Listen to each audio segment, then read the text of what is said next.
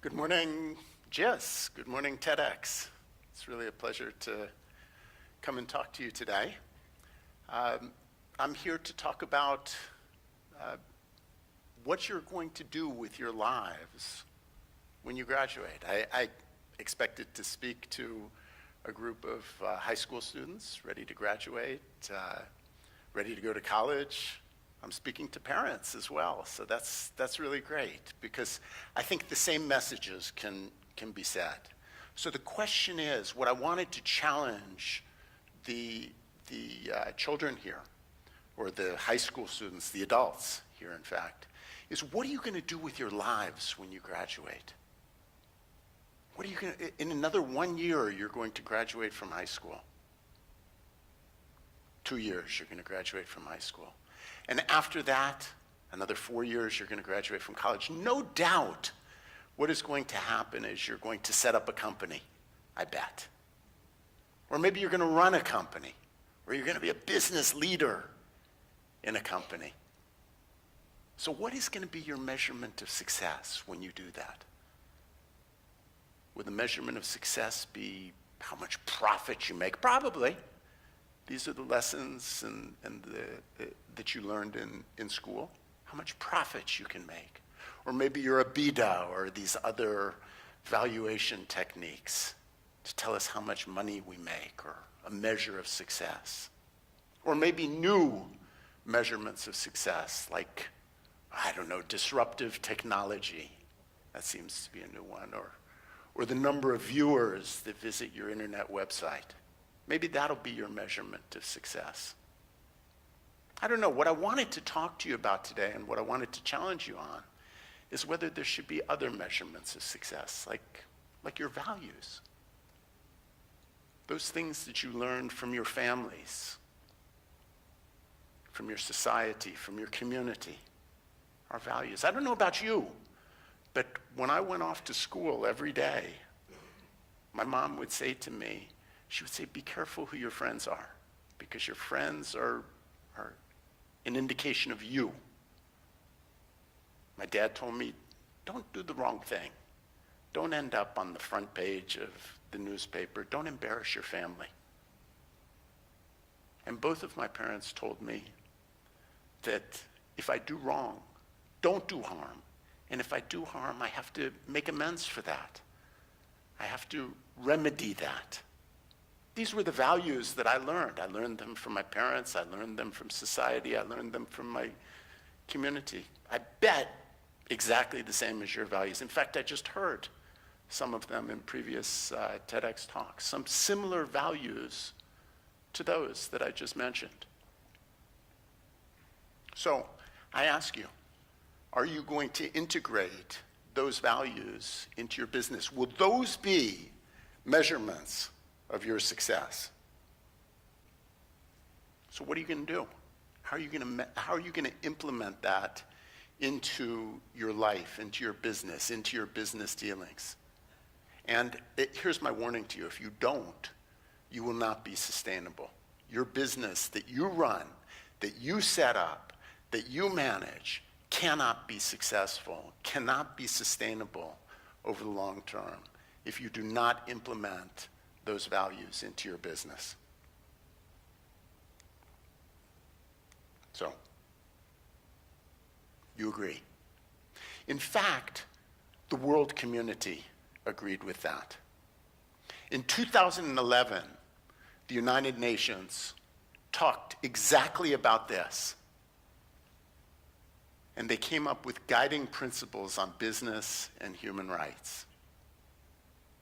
And they said that there are 3 pillars to that. There are 3 players in business and human rights, and they're illustrated here.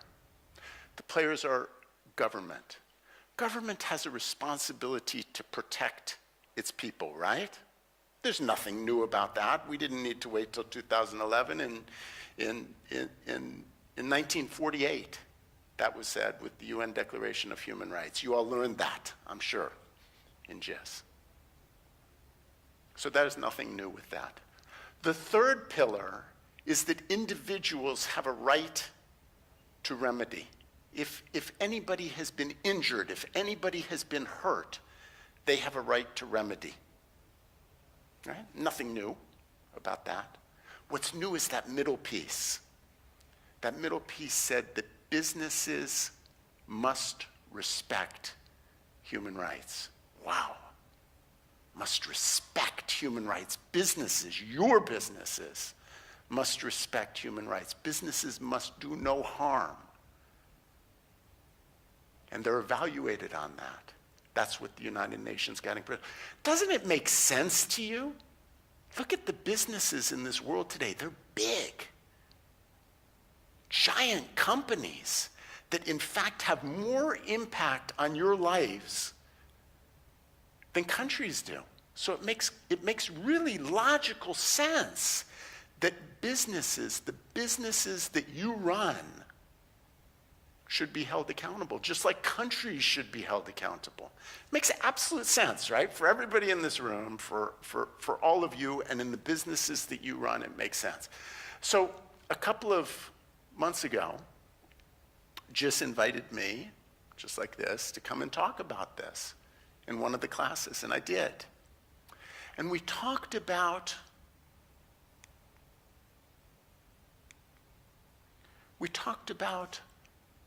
a chemical company that produced chemicals in extermination factories and exterminated people. And we talked about banks that took people's money and just hid that. People that were exterminated, systematically exterminated. These were businesses that did this. We talked about insurance companies that never paid a penny for people that they knew were exterminated by state-sponsored executions.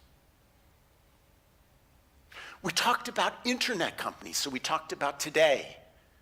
We talked about internet companies that turned over people's private information, people like you, private information to governments, and they were being watched by their governments. And their governments picked them up, and their governments tortured them and threw them in jail and tortured them. Internet companies that did that. We talked about mining companies that stole people's land, that just took it from them for commercial use. We talked about hydropower companies that changed the flow of rivers. The Mekong River, in fact, the one that we heard about just a little while ago, that changed the flow of the Mekong River so that people are denied the protein that they need to live. We talked about all of these things and many, many, many more abuses. And you know what else we talked about? The fact that none of those companies were meant to really atone for those misdeeds. They didn't really be held accountable. But you know what? That was then. This is now. This is the JIS generation. This is the TEDx generation. This is your generation. And I have no doubt that there is no way that you would allow that to happen. I have no doubt that there is no way that you will allow that to happen in your society, in your community. And I have absolutely no doubt that you would allow that to happen in the businesses that I know that each one of you are going to run when you graduate. Please be the change, make the change, and thank you for allowing me to talk to you about this. Thank you.